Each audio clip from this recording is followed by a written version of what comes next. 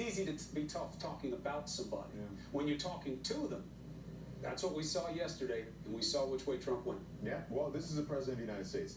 His words have consequences, and he's had so many that he's had to explain. He can't get damage control right. He makes a lot of excuses. People have to come back and explain for him. So it's on and on. We're going to continue to discuss. See you, my friend, tomorrow. Nice show.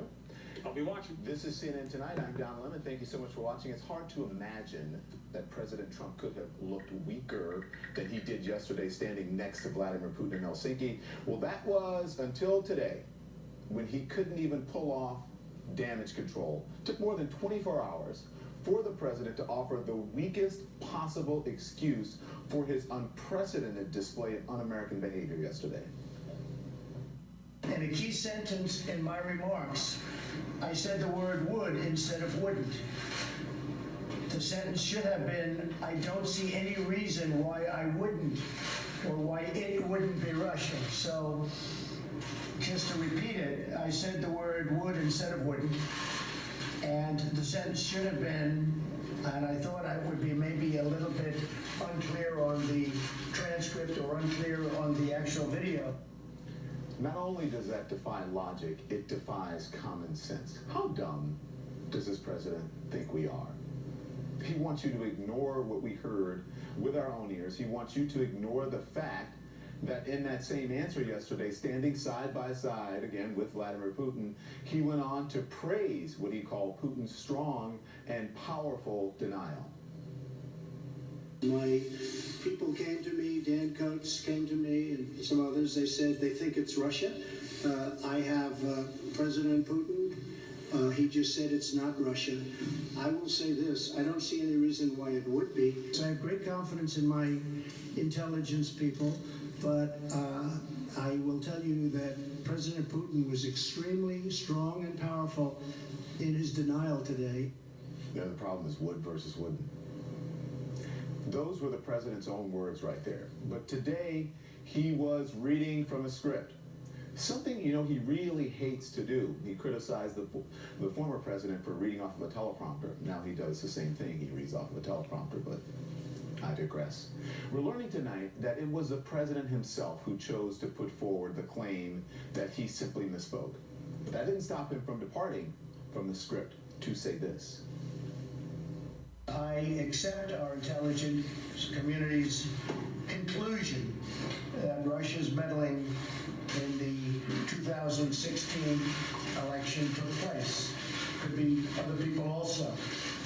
There's a lot of people out there. Let's just be honest. This is a president who can't get out of his own way, right? He says he accepts the conclusion of his own intelligence community that Russia meddled in the 2016 election, but he can't mean that and then immediately say it could have been someone else too. And then there's this. President Trump adding his own handwritten note to the script reading, there was no collusion, by the way, misspelling the word. And just in case there was any chance that he would forget to tell us that.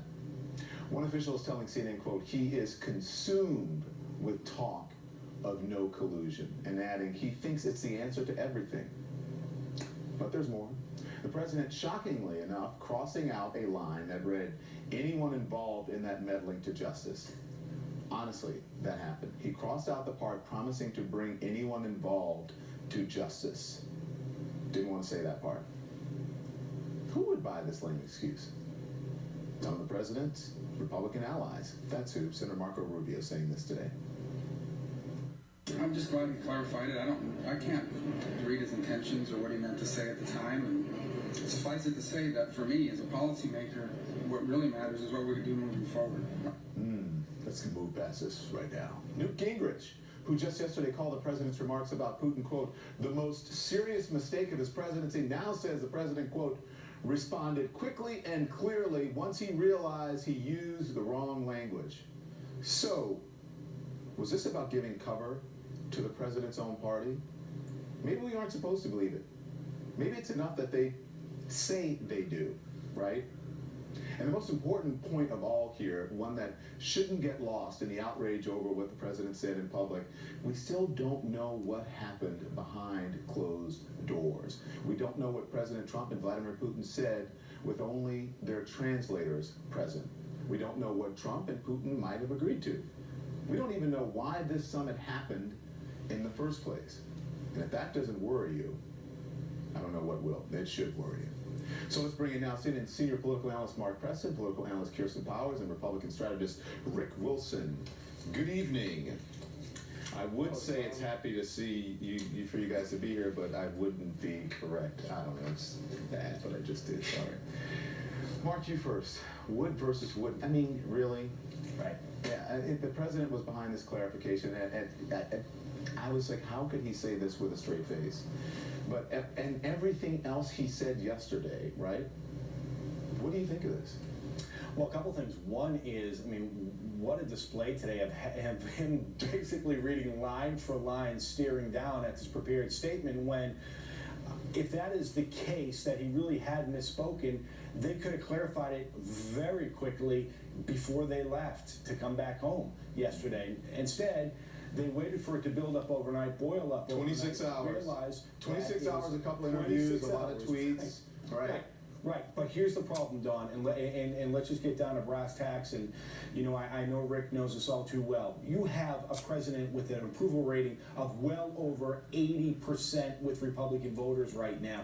He's pretty much untouchable, and that's why, while there's been a lot of criticism lobbed at Republicans, including from myself, the fact is there's not much they can do because they fear President Trump.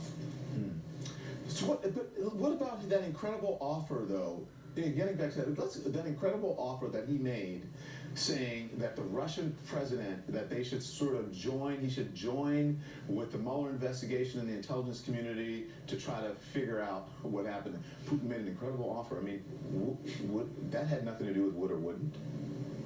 No, it certainly didn't, and what a ridiculous, idea. You know, in fact, let's give Chris Wallace, you know, our competitor, you know, across the street at Fox News, we're trying to hand the indictment to of the 12 Russians to Vladimir Putin, which was in a very uncomfortable situation. But you know what? Good for Chris Wallace for doing so. You know who didn't do that? President Trump. You know who knew who was indicted before he got on that airplane going over to Russia? President Trump. Yeah. You know who the most important person that was involved in that meeting, at least for us now? It's that United States interpreter. Yeah, so there could have been other people involved, Kirsten, in this, according to the president. It wasn't on the notes that we saw, but other people could have been involved and meddled in the election. That in itself undermines his own clarification that he accepts the intelligence community's conclusion. Right, well, exactly. As soon as he said that he accepted it, he then went on to say, or there could be other people, which is saying that he doesn't accept it because That's not what the intelligence community says. the intelligence community never said it could be the Russians or it could be somebody else. They said that it was the Russians. So I think you're right. He's clearly giving cover to Republicans. I think he underestimated that he would get some pushback because up to to date he really has rarely gotten pushback from people in his own party and certainly people at Fox News, to even have Brian Kilmeade at Fox and Friends contradicting him and challenging what he said. I don't think he banked on that, and so once that happened, it was clear he had to give them some sort of cover. But look, I get that there is, depending on which poll you're looking, somewhere between 80 and 90% of Republicans who support Donald Trump. But leadership is about leading. It's not about following. And sometimes you do have to say something that's going to upset the people that support your party. And this would be a really good time for Republicans to do that. And we all know exactly what would have happened if Barack Obama had done this. The world would have exploded. Fox News would burn to the ground. I mean, it just would have imploded. And so I think that they need to not let him get away with this. And even just the meeting alone, the way he met alone with Kim Jong-un, this is just unacceptable. Yeah. I've got to ask you, Rick, since you're wearing a tan suit, remember the uproar about that? I mean, my goodness. And you're wearing one right now. But was today just about... It's an affront. It's a mortal sin. I can't believe you did it. So was today just about giving Republicans on Capitol Hill something to point to with the media? Say, hey, look, he fixed it. Let's move on. Absolutely, Don. And the Republicans that I was talking to today and last night, they had their heads between their knees and they were hyperventilating because they recognized what everybody else in the world recognized, is that Donald Trump went over and humiliated this country and humiliated himself and was submissive to Vladimir Putin in ways that would normally not be seen outside of professional dominatrix's facilities. This is a guy who gave up everything, and God knows what happened in that room. The members of Congress I was speaking to today were in a panic on being caught in that wedge between Donald Trump absolutely visibly screwing up and the fear of his base. You're absolutely correct about that. Mark's absolutely correct about that. His base is mortified and terrified of crossing Donald Trump. They're terrified of the base if they cross Donald Trump. And I think we're in a situation where, Vladimir Putin got on his plane, popped champagne, the party was lit on the way back to Moscow, and he's laughing all the way, having pulled off the greatest intelligence coup in all history, which was to suborn an American president to his will. Yeah, but what about, America first? We have the best intelligence agencies in the world, the people who every day think they're, helping out the president to make him smarter and better and more knowledgeable, and then he just undermines him. Rick, another question for you. The president talked about going back to the transcript. So the Atlantic first pointed out that a key portion was missing from that transcript, and I just want to play what we all heard yesterday. Watch this, and then we'll talk. President Putin, did you want President Trump to win the election, and did you direct any of your officials to help him do that? Да, я хотел, чтобы он выиграл. Yes, I did. Because he talked about bringing the U.S.-Russia relationship back to normal. Okay, so now I want you to look at this, all right? Because on the left is what we just heard. The key part being President Putin, did you want President Trump to win the election? And then on the right is a transcript on the White House website. It is missing that part. It only has a second half of Jeff Mason's question. By the way, Jeff was with us last night. Is this whitewashing of what happened, or is it an honest mistake? What do you think? Apparently the White House doesn't remember we have that thing called the internet and television. We saw it. We understood it. The context of yesterday was that Donald Trump went for his quarterly employment review with Vladimir Putin and was doing everything he could to kiss up to the boss. And no matter what the White House does, no matter what gymnastics they try to pull off about this post hoc revision of would and wouldn't, it doesn't wash. No one believes it. Even his most passionate supporters have to go, yeah, that one wasn't as convincing, Don.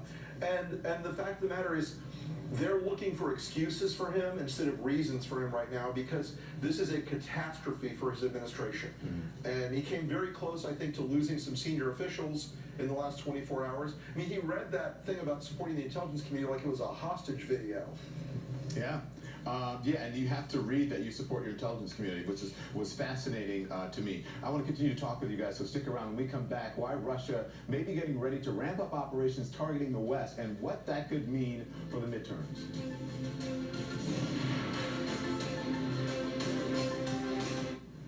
My gums are irritated. I don't have to worry about that, do I? Actually, you do. Harmful bacteria lurk just below the gum line.